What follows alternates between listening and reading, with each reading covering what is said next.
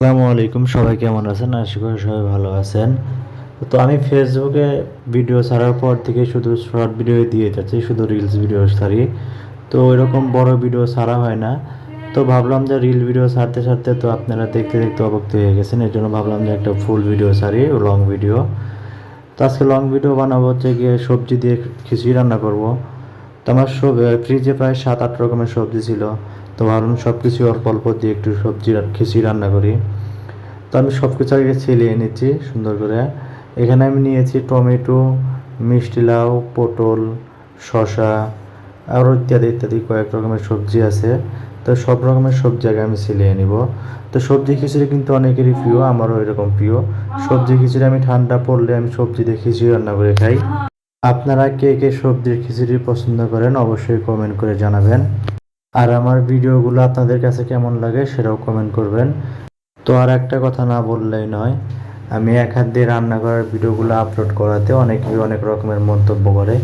তো সেগুলো কথা আমি কখনোই মাথায় নেই না। যে যার মতো করে বলবে, আমি আমার মতো কাজ চালিয়ে যাব। আসলে আমি এই ফেসবুক প্ল্যাটফর্মে টাকা কামাই করার জন্য আসি নাই।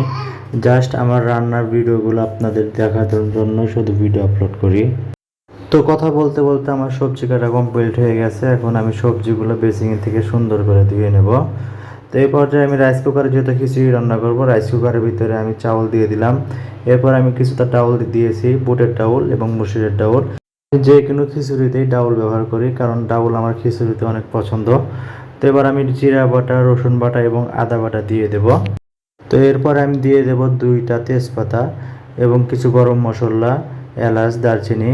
এরপর আমি দিয়ে দেব স্বাদ মতো লবণ, হলুদের গুঁড়া, মরিচের গুঁড়া, একটু ধনিয়া গুঁড়া, আর দিয়ে দিচ্ছে তেল। তেলটা দিয়ে দেওয়ার পরে এবার আমি সবগুলো উপকরণ একসাথে মাখিয়ে অল্প একটু পানি দিয়ে রাইস কুকারে সুইচ দেব। তো আমি এরকম করে মাঝে মাঝে 5 মিনিট পর পর নেড়ে দিয়েছি। এগুলো আপনাদের দেখালাম না, স্কিপ করে দিছি। তো আমার খিচুড়ি প্রায় হয়ে গেছে, ঝোল একদম শুকিয়ে গেছে, দেখতে পাচ্ছেন, একদম নাই বললেই চলে। তো যেহেতু সবজি খিচুড়ি একটু এরকমই থাকবে। তো আমার রান্নাও কমপ্লিট, এবার খাওয়ার পালা।